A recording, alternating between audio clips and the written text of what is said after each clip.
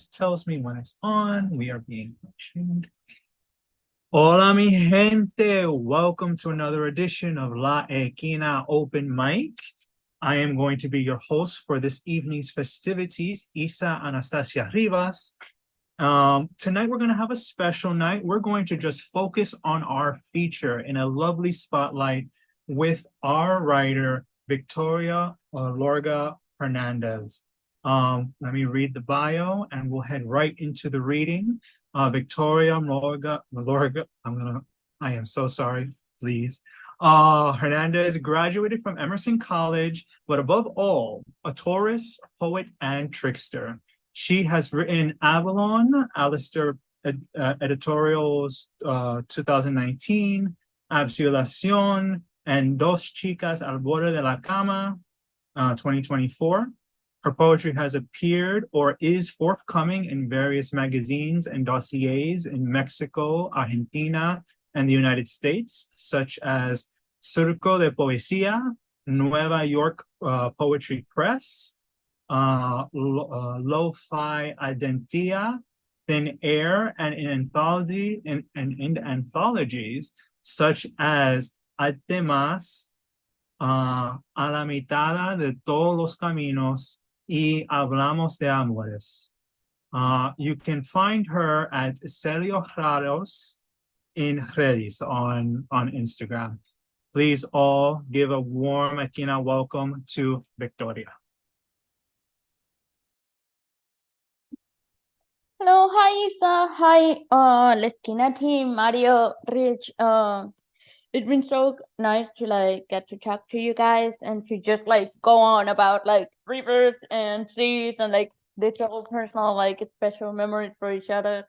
And I just want to thank everyone that is here. Thank you so much for coming and for just sharing today with me too. And I just love reading poetry and writing poetry, so it's just especially beautiful for me when friends of mine or people that I really love are there with me. So that's nice. Today I'm going to be reading a little bit from both of the books that you mentioned, Isa, from Albión and from the Chicas al Borde de la Cama. But first off, I want to kick off esta celebración del mes with a poem from Fiorella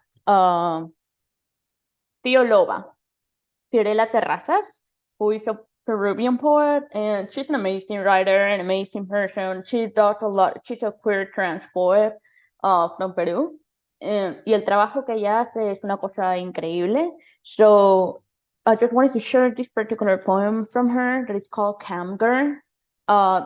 She actually published this book with Dulzorada, which is a small press in Texas, that they constantly do work in translation. They translate a lot of Peruvian poets, a lot of Latin American poets.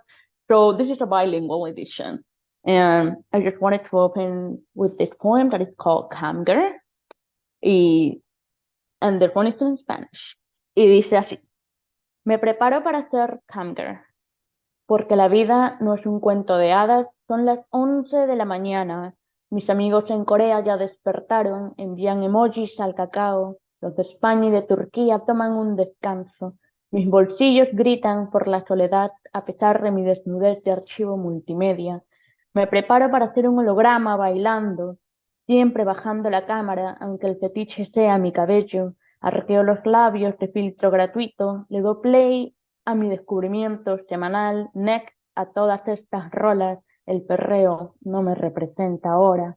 Limpio el tubo de pull stance para moretear un poco más mis muslos, llenos de cicatrices que no se ven en HD. Hace 10 años que no duermo, me persiguen ideas extrañas y voces. Debo verme intelectual y misteriosa, tapar todas las ventanas y colocar poquitos pastel para las fotos. Debo echar a los gatos de mi cama. Nunca me gustó la vida real. Adopté la forma de maniquí con el make-up pegado. Me siento un hongo seco. Agarro el celular, scroll en Twitter, doy like sin ver a dónde. Me preparo para hacer camper. Tengo 2 encendedores para iniciar un incendio, quemarme un poco de piel para sentirme real. hasta que un bot venga a reemplazarme y se lleve mis fichas. ¿Qué más da? Todo este mes es 4:20 y uno puede ver las estrellas cuando apaga la luz. Le puedes meter glitch a esta oscuridad y envolverte de mareos, parar ya con el pop y poner vaporwave, coger un compañero eléctrico o que use baterías, prender la luz en 1 hora y volver a grabar un en vivo en sostén. This rolling paper is organic, por eso lo como para parar con la combustión. Me late que puedo morir mañana y quizás estos tipos sean los últimos romances de internet para curar a la tristeza. Que salga de este smartphone que lo contiene, mi termómetro de melancolía está en 40, tomo un clona de 2 miligramos. Es difícil no volverse adicto, es difícil evitar la ansiedad en la madrugada. Asesiné a 5 tipos más en esta red de citas por ser fake. A mí muéstrame el rostro o envíame un Rappi con un trozo de cabello. Tengo ganas de olfatearlo, aún tiemblo cuando hago streaming. Entre dudas, me preparo para ser camgirl. Me pinto los labios por encima de la línea. Todo tiene que estar naranja, aunque lo odie. Quiero llamar a mamá, preguntarle si ya puedo volver a casa, si la depresión acabó allí, pero solo hay un perro triste sin poder salir. Entonces, checo más packs para matar el tiempo. Esto es un videoclip de soledad. La persona que escribió esto no existe. Solo figura como avatar y no responde por Twitch. Quizás al mediodía se alimente, o quizás no. Y quizás siguen instalando apps hasta estallar la memoria, la pantalla y todo el sistema. Y esa fue Fiorella Terrazas. She's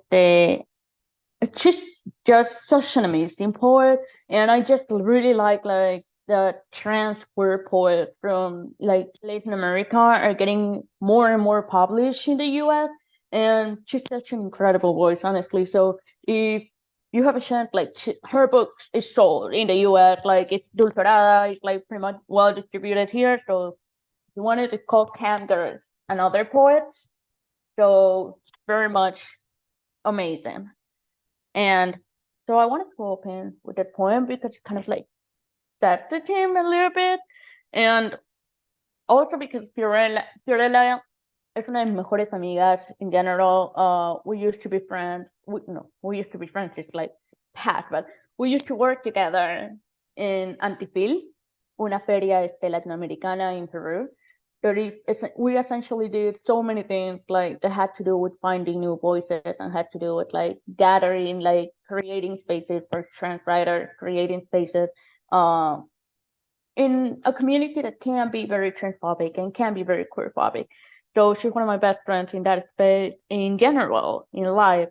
So a lot of like writing, dos chicas al borde de la cama, was influenced in a way by my connection with her, my connection with the admiration that I felt for how she used her voice, and in general too, like that bravery that does take to be yourself, especially in, South America can be very like restrictive, conservative sometimes.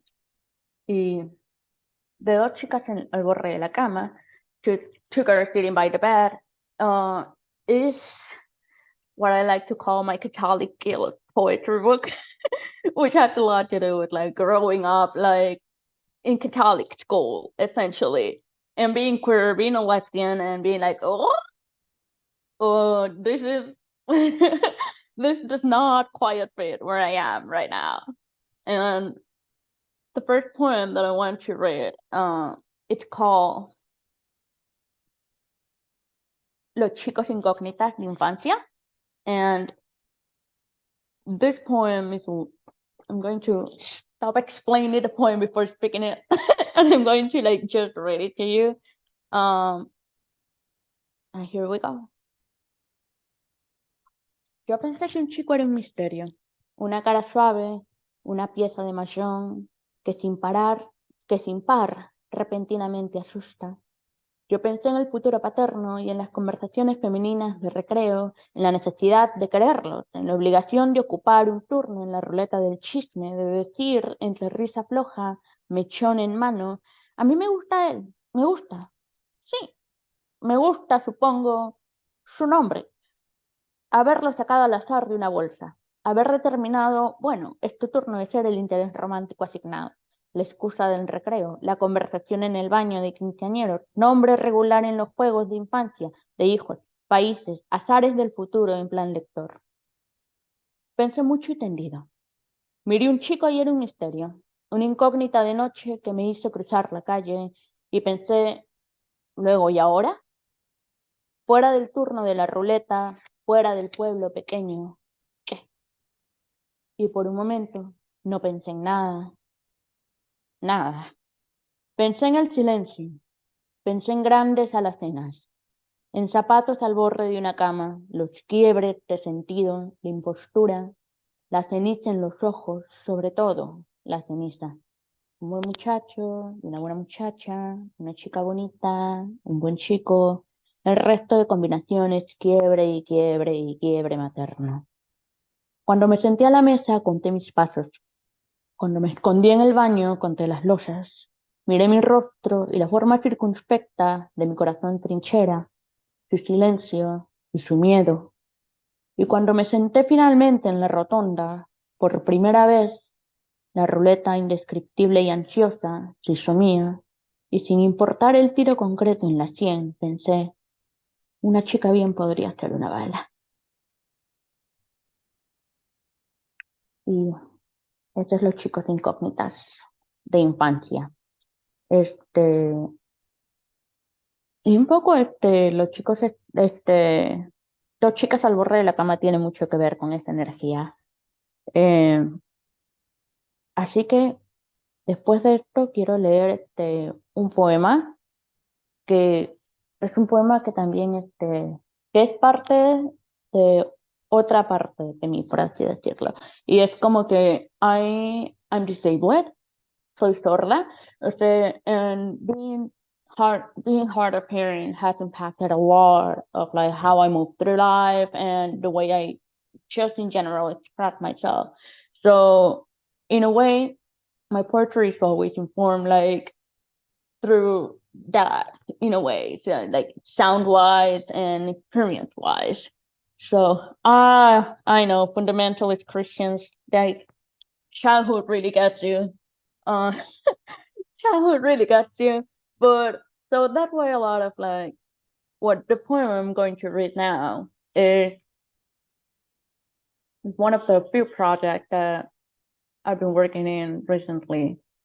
And it's called I write it first with a capital I retch until my frustration rests on the carpet, until she rises and sits at the table, forcing you to exchange, yes, cordiality.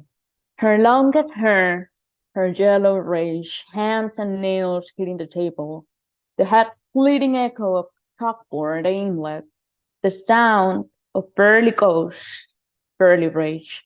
Come on, ask me, let's go to the beach with the hearing.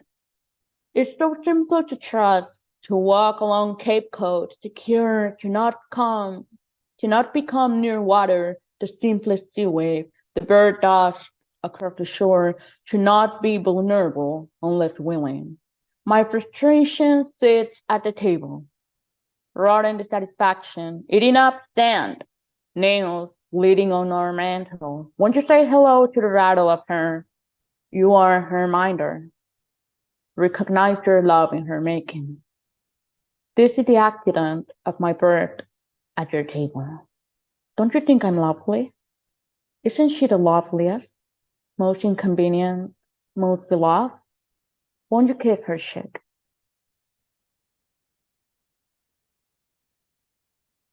But forgive me, the outburst. So sorry. How silly. I am not defined by what I lack. And that is identity first.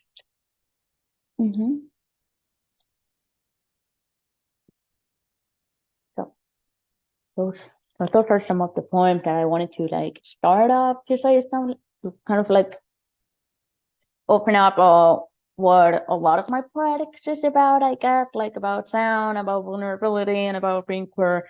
So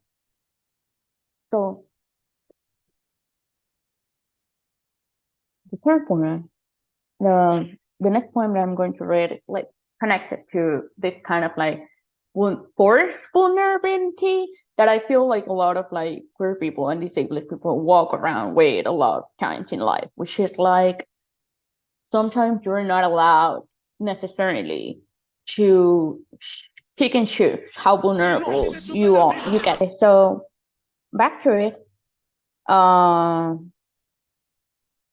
finish it.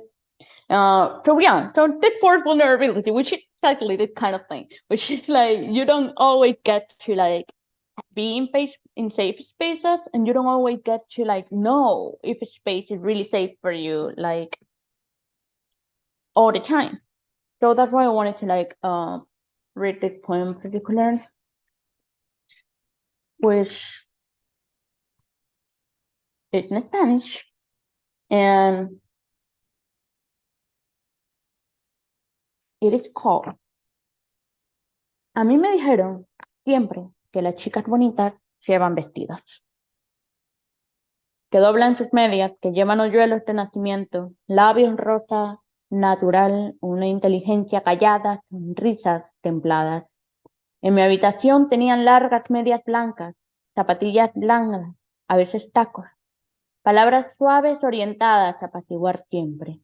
Las chicas bonitas vivían en quinceañeros, quemaduras de cigarro en sus piernas. Las chicas bonitas, pestañas falsas, labial rojo vivo como un glitch caleidoscopio. Las chicas bonitas siempre estaban prohibidas. Tenían terrible suerte. Las chicas bonitas, claro, no te confundas, son un poco curiosas. No tenían manos garras, no tenían secretos, pero tenían rodillas suaves rezando a la Virgen. Tenían guitarras en mano. Todo esto eran las chicas bonitas. Las chicas bonitas con terrible suerte, embarazadas, ingenuas, las chicas bonitas inteligentes solo para ciertas cosas, pero siempre con un ojo en el legado, el futuro. Una chica bonita merece una familia bonita, ¿no crees? Una familia, te digo.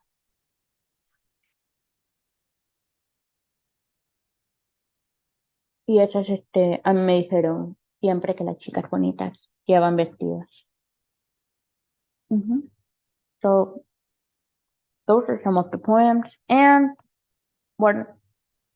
some of the other poems that I really wanted to read were from Albión, which was my first book, and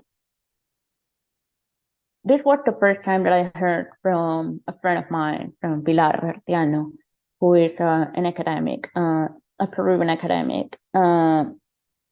She said that the way I wrote usually was like had weird readings because she thought that it had something to do with my hard of hearing, with being hard of hearing or being deaf.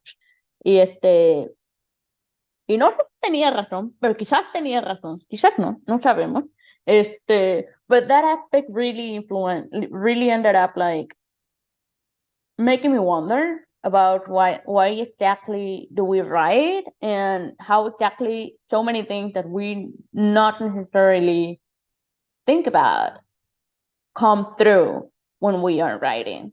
So I am going to read like a section of 3 poems from Albion that are actually titled after Anne Carton's autobiography I've read. She has an incredible line that is like, following the human custom of wrong love. Que es como que siguiendo la costumbre humana del amor erróneo, por así decirlo, del amor equivocado, ¿no? So this is what I always call la trilogía de Silena. And here it goes. Primero la colonia. Pasajero ultranza, tu destino se acerca. Bajamos a tierra extraña, a coronar la planicie, a sembrarla de maleza al horizonte hasta que sea colonia. Mi hogar primigenio se yergue modelo. Mi madre sembró mangos en cada apartamento, cocinas llenas de botellas verdes, reproduciendo el ideal, abriendo un ciclo nuevo, sediento de tierra firme. Yo no tengo tanta suerte, mis semillas se pudren en el viaje, el olor a muerte vegetal lo permea todo.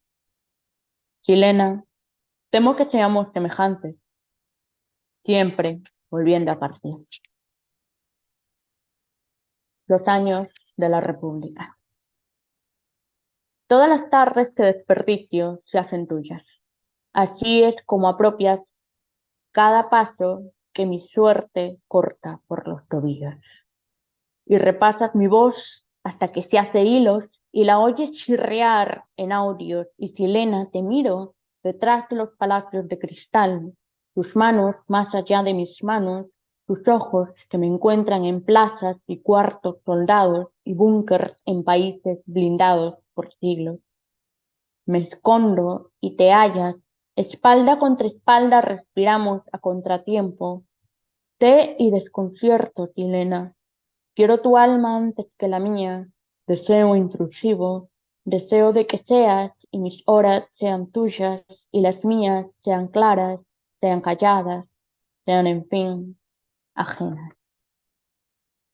Y después, la maravilla. No hemos surgido para llorar, Silena. De todos los segundos en que se tornan los cristales dagas en tu pecho, concibe que posees lo esencial para un milagro. Que surgen las palabras de tus pasos como liras orquestadas en un mito. La maravilla en tu cuerpo está marcada de compases y tu existencia es cadena que desenredas furiosa y vuelves a tejer.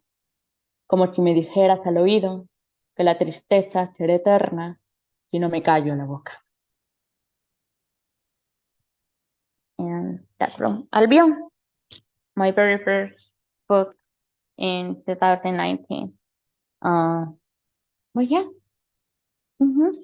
So now I really wanted to share with you guys because I sometimes read from Albion and from the chicas, but I felt like I haven't ever read fully Sound is a Ghost Calling, which is the name of precisely the poem that I read in English, which is called Identity First with a capital. And so I'm going to read like a little 3 parts from Sound is a Ghost Calling to, and I don't know, we can chat, you can tell me about it, we can ask questions, and we can generally just like have a little like talking moment. And so I'm going to go ahead with it. And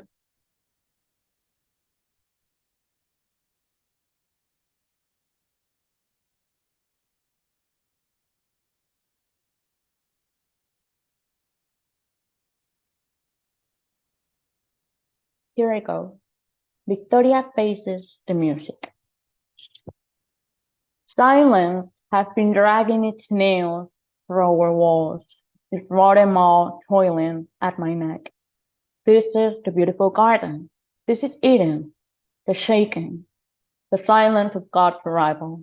It has been haunting me, a prey ghost jackal, since I replaced my ears with a plastic mold of fitting in. I replaced ignorance for the tenterhooks of fear, and it climbs often up my throat. I carry batteries in my purse, at work, at the pocket in my chest, when I was never a cyborg. I was the middleman, the tech shape, the rotting skin under the weight of plastic, the slow blood, the sudden silence. I have no time for the built-in metaphor of coherence. I am running something impossible. The reason the tides are not earthbound. I thought I could hide in a wave of sound, tiny laughter, tiny body. When I was young, the world seemed to me like an horizon, empty, or ridges. I could have been a farmer of landscapes, a simple one-step stair, resting under the bridge until all the train had gone by. But the ridge came into my heart suddenly, burst breaking into my tympani, a pain bloody, a shard dripping down my neck. When I was young, I dreamt of sleeping next to you. I didn't want to stop hearing you speak. I didn't want to stop looking at your lips. I cried myself to sleep. And when I grew up, I still couldn't hear you breathe.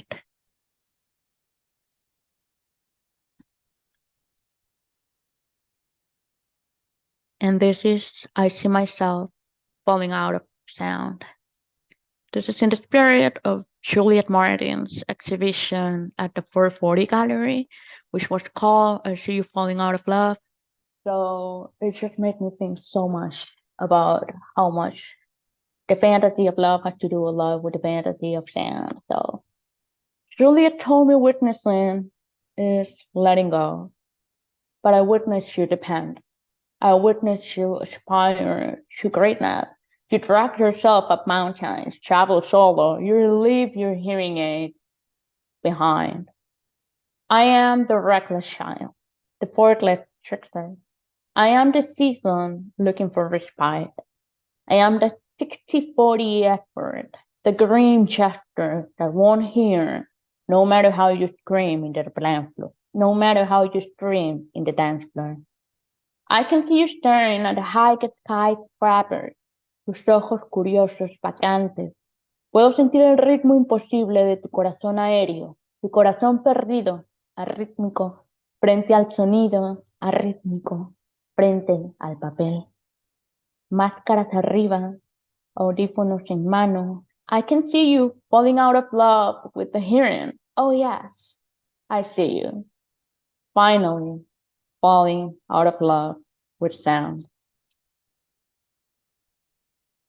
And that's it for Sound is a Ghost Calling. I just want to say we've been all loving your work so much. We've been saying it in the chat. We're also saying it in our little private chats.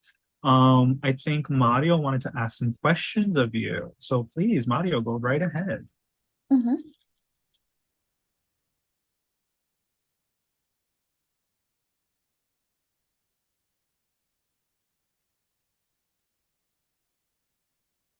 If you can, okay. I was talking to myself. Thank you so much for your work. I want to say that it was lovely to have a reader on La Esquina Open Mic that didn't apologize before reading in Spanish. And we encourage everyone who comes to this open mic, whether it's virtually or at the live open mic, to please read in whatever language they want to read in. So my question to you, because you did it so lovely as you transitioned from English to Spanish, is a question that I was asked about 2 years ago. And the question is, do you think you have an advantage because you have that ability when you write poetry? Hold on. Do I feel like I have an advantage because what? Because you write in English and Spanish. Is that your superpower? Because it's my superpower. Until I understood that I was able to do that, that's when the doors just opened for me. So do you think it gives you an advantage, or does it not give you an advantage? I feel it's a very interesting, definitely a great question. It's just a very interesting for me, kind of how different it can be. Because if we speak about it in a commercial sense, don't let me go on about that because I will. Yeah. Usually it tends to be easier for people to they prefer their Spanish poets translated, or they prefer precisely that you're able to translate yourself all the time. So in that sense, yes, it can be a really huge advantage to be able to write your own work and also have the creative power to translate your own work, to say somehow. But at the same time, this is also a little bit of why I hate translating myself. So it's kind of like a dual thing a lot a lot of time. Because I do feel that if I was more willing to translate my work constantly, I will be able to do with it more than I am able to do right now, to say somehow. But I refuse because I hate that. I don't like translating my own work because like I feel like translators have such a specific work and it's such a beautiful like perspective that I personally don't like the idea of translating my own work. Like I don't know if you guys have read like Roque Salas Rivera, who's like a Puerto Rican poet, and he's incredible. Like he's able to like writing in Spanish and translate his work at the same time in ways that are very different, very rich. But I think that's a singular, incredible talent that not everybody has. Absolutely. So that's why I do feel like it is a great advantage. But I feel like a lot of people forget that being able to translate or to like writing English too is not necessarily like it is a skill. Like to be able to translate your own poetry or others' poetry is a very trained skill. So just being able to write English and Spanish doesn't necessarily allow you into like the benefits or like being able to translate your own work to say somehow. But yes, and that's a little bit of how I feel about it. But I do think it's very interesting, like how people can express very different things con el español y en inglés en ese sentido, because I do feel like I was not able to write about my deafness in Spanish.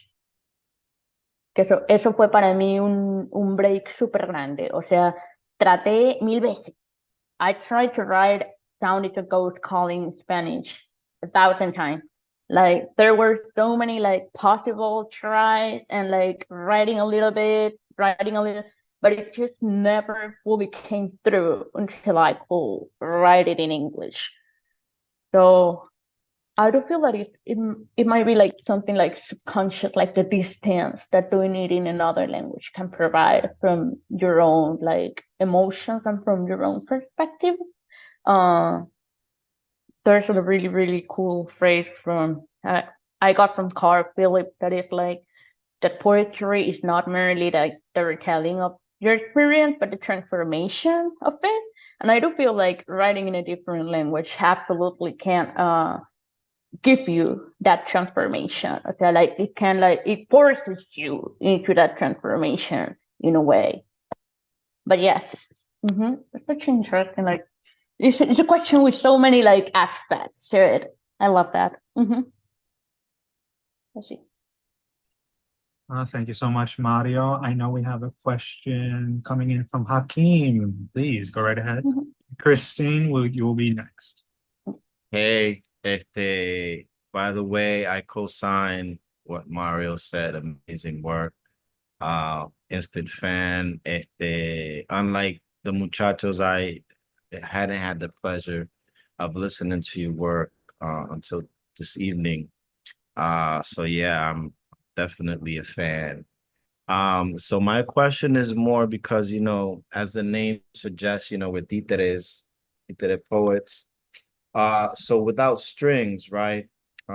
We basically have taken the word and repurposed it to mean something that is empowering, right? And that's something that is all a different thing, you know. So my question is more so I noticed in your bio you have trickster. So my question is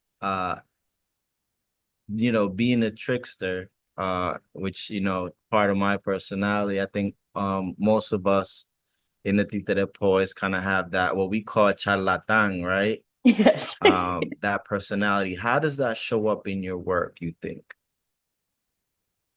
That's a very good question, because in a lot of ways, I feel like I love my first book. I do. But I felt like I was still finding my own voice. So I love a few of the poems in the book. I do, but I felt like I didn't play enough, to say it somehow. Like I didn't play hard enough, and I feel it shows a lot in my new book in a way, and in Sound is a Ghost Calling in particular, in the willingness to make it ugly. I feel like that's for me a little bit what part of being a trickster plays for, like not only making it like this is like I love cacophony. I love things that sound ugly sometimes, you know, like the packing of them ultimately like convinces you, but not only the ugliness of the sound, but the ugliness of like this is not cute. Like this is like vomitive, or this is like not like that was, for example, for Sound is a Ghost Calling when I was working on that book. And I'm still working on it every day, but when I started working on the book, the first version was so clean. That was so clean. Like it was I feel like Identity First was a poem that changed a lot as I was like thinking, but this is not this is not a clean feeling. It does not feel easy. It does not feel simple. So why write it like that? But I feel like trickstering for me, poetry is a lot not only like about double meaning, but about like being willing to make it ugly. Like because that's for me a lot of like where the play comes from, where the playful sense of it, where the being willing to like create some chaos and come from, to say somehow. But yeah, that's where I feel a little bit that goes in.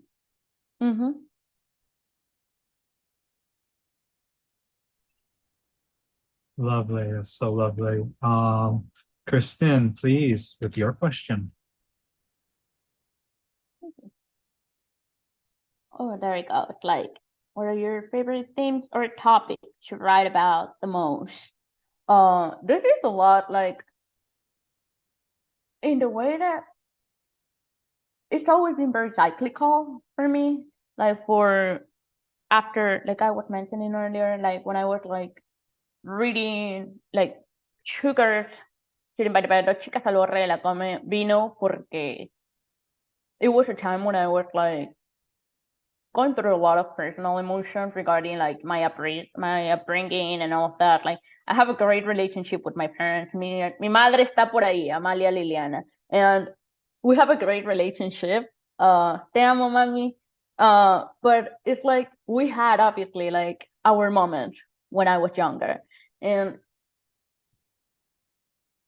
so I do really like exploring. Like I feel like everybody explored their own childhood, but I specifically like exploring how much like Catholic guilt plays into like so many of our not only like queerness, but disability, like so many other aspects of life are so heavily influenced by Catholic guilt. But so many of us as like Latina kids grow up in a very, very religious society, and it permeates you, even if your parents, for example, weren't particularly Catholic, or even if you yourself weren't quiet raised Catholic, it permeates you. Like the culture permeates a lot of it. So that's one of my favorite things to like play around. Like not so because I do feel like it affects a lot of like who you become later in life, but also like how you play with it, I guess. Like I deeply love highly like sex religious like poems. Like can I write them? Yeah? No? Do I love them? I love them. So that's the kind of energy that I really, really like to play around with. And I feel like I guess another topic that is like constant in my poetry is going away, living in a way, and I feel that also has to do a lot with like migrant poetics in general. Even if migration is like voluntary or not, there is a lot of like being gone in general from your relationship, from the spaces where you grow, the spaces where you like lay down roots and you feel like, yeah, this is it, it's not. So those kind of emotions are very like, they are constantly like a seed for me. Like that's one of those aspects. The idea of constantly living has always been like a seed for me, like regarding like what I want to talk to and regarding ultimately like the goal with what I want my poetry to be. But yes, that's a little bit. Thank you, Christine. Yes, thank you. And Victoria, thank you so much for sharing all of your work.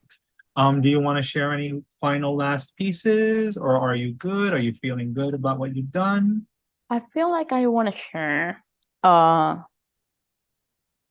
Actually, I want to share one poem by Sandra Cisneros before like closing with a poem of mine called Nueva Babilonia, because like one of the things that I really like, you know, we were talking about making it ugly, and we were talking about like the idea of like the trickstering, and I feel like Sandra Cisneros, for being someone so canonical, like to say somehow, she's still so playful, which I feel is so important to poetry. I do feel like it is an edge to it.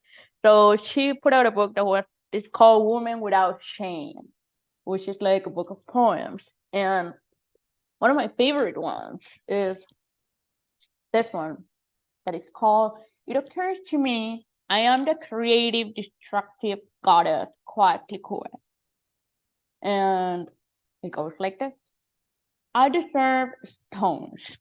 Better leave me the hell alone. I am besieged. I cannot feed you. You may not souvenir my bones, knock on my door, camp, come in, telephone, take my salary. I am paranoid. I tell you. Lárguense. Scram. Go home. I am anomaly. Rare she who can't stand kids and can't stand you. No excellent cordiality have I. No coffee served in tidy cups. No groceries in the house. I sleep to excess, smoke cigars, drink. I'm at my bed, wandering undressed, my fingernails dirty, my hair a mess. Terribly sorry, Madame isn't feeling well today. Modreta Garbo, Paul and Emily, the soul select her own society, royal like Richter gas of seed. ABQ allow gifts, throw a Maria Callas, shut myself like a shoe. Chris Almighty, stand back. Warning. Honey, this means you. And so that's Sandra Cisneros. And Oh, amazing. Thank you. We do have one more question, and it comes directly from the YouTube chat. The question is, okay, what 3 books do you think changed your life, English or Spanish? okay, so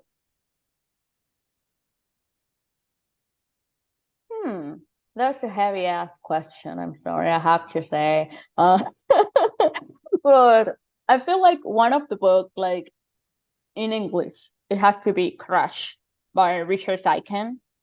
I read that when I was a teenager. I must have been like 15, 16 years old. And it blew my mind to what poetry could be. Like it was for me, it was queer, it was ugly, it was sad, it was obsessive, depressive, had such interesting stanzas and lines. So that for me was like a revelation of what sound could be, what staging in poetry could be. And so definitely Crush by Richard Deichen. And in Spanish, Habitación en Roma de Eilson, de Jorge Eduardo Eilson. Now, Jorge Eduardo Eilson is un poeta peruano, and what a lot of people don't know, y que es muy cierto, es que en Perú tenemos una larga tradición de poetas maricas. Muy larga. One thing is that people don't teach about that in school, that people don't tell you César Moro was gay, people don't tell you Jorge Eduardo Eilson tuvo una pareja durante décadas. They don't tell you that, but our poetry tradition has a lot of queerness and has a lot of like poets who have written to their lovers, who have written about their experiences in that sense. So Jorge Eduardo Eyelson has in Habitación en Roma, if I'm not misremembering, porque me leía a Eyelson así en un plan como que libro tras libro, entonces sometimes the lines are very thin, but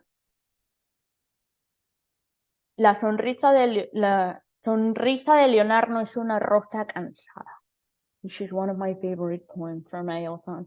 And in general, like, it was a book that really made me, it's like on the other side, just like how Cisneros can be so playful and like so, can be like so, ugly to say somehow. Eyelson has such deep symbolism that feels simple. A simplicity that I read and I'm like, God, I wish I could do that. I can't. I'm too opinionated. But but I love that from Eyelson. And that was a book that changed my life pretty much. And I feel like the third one, I think it might have to be the book that I mentioned, that titled part of my first book, which was Anne Carson's autobiography of Red, which it was just so beautiful. I also read it early, like, I feel like a lot of like things that really shift you in a way that is like that formative happen when you were rather young. And well, not always, but it can happen rather young. But that book was for me. It has a whole, no, it's just like the language, the narrative, the novel in verse of it all. And most interestingly, it has a whole space that happens in Huancayo in Peru. Yeah. And that is especially during one of the most critical times in like Peruvian history, que fue la época de Sendero Luminoso. And this section in Anne Carson's book captures the fear of it so strongly. And not only the fear, but elements of it. And I was like, ¿pero esta es peruana? ¿O qué le pasa? O sea, un momento de pregunta súper fuerte y que súper, inventive and strange indeed. But also it felt so real, so close in a way that it pretty much changed my life too. So those are the three books, I think. For sure. And we do apparently have one last question. I'm going to introduce Rich, please. Rich. Cuéntame. Hola. Hola, hola. You brought with you an entire support section to the Zoom, and being that this is a community of writers, I'm curious as to your relationship with community. Do you feel like you write with in league with your community, or do you collaborate with community, or is community to you more about your readership and your audience? It's actually a lot about community. It's like, and this is one of the things that I actually love that you've mentioned, because it's one thing that I struggled a lot when I moved to the US.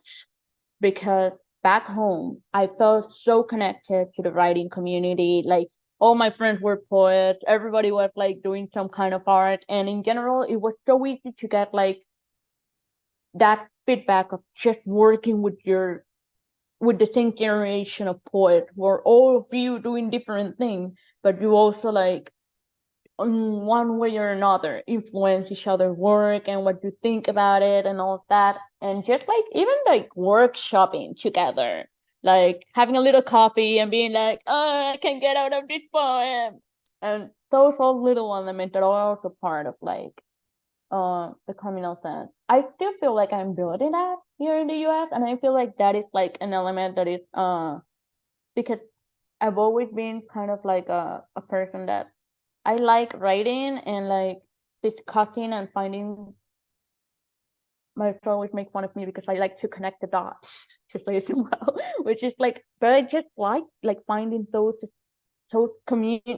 layers, those bonds between like different poets, different people, different energies. So that's something that I really, really feel like I'm still building in a way. And it is going softly, but it's going. But yeah, for me, it is definitely like there's something so important about being able to write with your community. And that's why I do feel both are very valuable, because I do feel like having an audience too, and people who listen to you, even though they might not be like, they might not love or adore poetry, it does bring sometimes an interesting perspective that you might not witness because you are literally in between the threads. Like you're so connected to like the teams and all of this. So I do think sometimes that is important too. I do believe that. So, but yeah, that's a little bit of like, thank you for such a great question. And again, I thank you, Victoria, for all of your time, all of your beautiful work, all of your words, all of your truth. It was amazing. And thank you to everyone who got a chance to see this, both in Zoomlandia and on YouTube and in future recordings. I hope this is played over and over again. We are going to end with a little announcement again from Rich about the upcoming shows coming next month live. Will be at Casa de los Pueblos. Rich, could you go into some more details about that? Well, I surely can. For those of you who are here in New York with us and on the East Coast, we have a live version of Esquina that runs as well. Last month, we started a partnership with an amazing organization called La Casa de los Pueblos. And La Casa de los Pueblos is part of a nonprofit organization in the South Bronx, which works with the indigenous Latinx communities and the undocumented communities, and serves as sort of a one-stop shop for resources for that community, both in times of crisis and in times of need, and also to support the artistic needs of that community. And with that in mind, we have partnered with them to run a live event periodically. We're looking pretty much to do it monthly. It may go bi-monthly or quarterly. We're not sure yet, but one thing we know for sure is that the next installment of the La Esquina reading series in the live format in the Bronx is going to be July the 12th. That's a Friday evening. And the cover charge is $5, though no one is turned away. We want to build as much a community of listeners and readers, just as much as we want to build a community of poets and participants on this open mic. The featured poet for that evening, we're very, very lucky and very privileged to have with us the National Youth Poet Laureate. Her name is Stephanie Pacheco, and she was on the Urban Word Slam team. She was a New York City Poet Laureate, then the New York State Poet Laureate, and just recently became the National Youth Poet Laureate. So and she is also a poet who believes in not so much the intersections of art and activism, but literally that activism is the art, right? That's a tradition that I think that a lot of us know, just by being Latina poets in the world. And particularly in the traditions that we kind of came up in the Nuyorican movement and Nuyoricanism generally. We know that, but that's not necessarily something the rest of the general public knows. So Stephanie was also a Beyond the Bars Fellow for Columbia University, which means that she was basically tasked with thinking about different ways of organizing around this idea of prison abolition and prison and criminal justice reform, or I should say more, dealing with the criminal legal system. And it's really going to be an amazing event. I am, hearing from different quarters that, there will be a sort of confluence of different communities in this, in this space. Casa de los Pueblos has an amazing story involving the owner of the place being an activist slash furniture upholsterer. And the space itself is actually a factory space that we convert, or I should say they convert into a, into an art space or performance space. So it's very much DIY, very much like independent, and all based in this idea of resistance, and not just resistance, but indigenous resistance, right? So that's a whole different kind of resistance, and it's something that we know about, and it's something that we've been doing in this on this side of the planet for the last 525 years or so. Just a few things, just a short time. So we invite all of you to come through. We are on Instagram at La Cocina Arts, right? So the name of this collective is the La Cocina Arts Collective, La Cocina. We are at La_Cocina_Arts. And that's where we post our events. That's where we post our flyers. We hope to see you there.